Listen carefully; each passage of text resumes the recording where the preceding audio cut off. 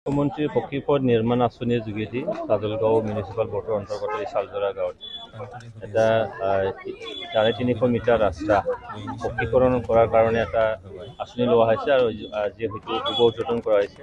আজি অসমত শান্তিৰ অসম চলিছে আৰু শান্তিৰ লগত আমাৰ প্ৰগতিও লগে লগে গৈ আছে।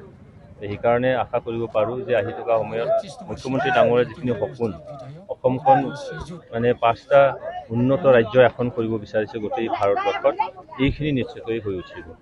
আগন্তুক লোকসভা নিৰ্বাচন বিপিএফ আৰু নৱকুমাৰ ঘূৰণী এই বিপিএল কিমান প্ৰত্যাহ্বান সৃষ্টি কৰিব বুলি ভাবে? চাওক, বিপিএফ বুলিবলৈ গ'লে আজিৰ তাৰিখত তেওঁলোকৰে ভিতৰুৱাকৈ আমি যিটো গম পাওঁ যে তেওঁলোকৰে দমজাত আছে যে তাক প্ৰাৰ্থী নিক্ষেপ কৰিলে তেওঁলোকৰ অলপ কাম কৰা সহায়ক হ'ব। কিন্তু আমি দেখিছোঁ আজিৰ তাৰিখত বিপিএফ আজিৰ তাৰিখত তেওঁলোকৰ তেনেকৈ প্ৰভাৱ পেলাব পৰা ৰাইজৰ মাজত প্ৰভাৱ পেলাবলৈ তেনেকৈ কোনো আমি দেখা নাই।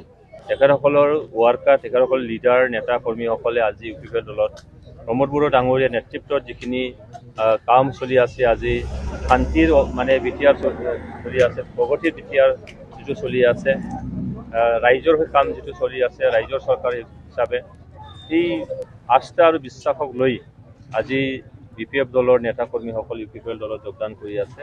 এইকাৰণে আহি থকা লোকসভা নিৰ্বাচনৰ বিপিএফৰ ফালৰ পৰা প্ৰত্যাহ্বান কিবা এটা আহিব বুলি আমি ভাবা নাই।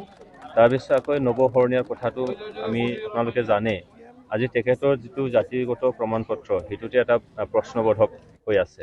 সেইকাৰণে তেখেতেও যে কিবা এটা তেনেকেই প্ৰত্যাহ্বান সৃষ্টি কৰিব পাৰিব সেইটো আমি ভবা নাই।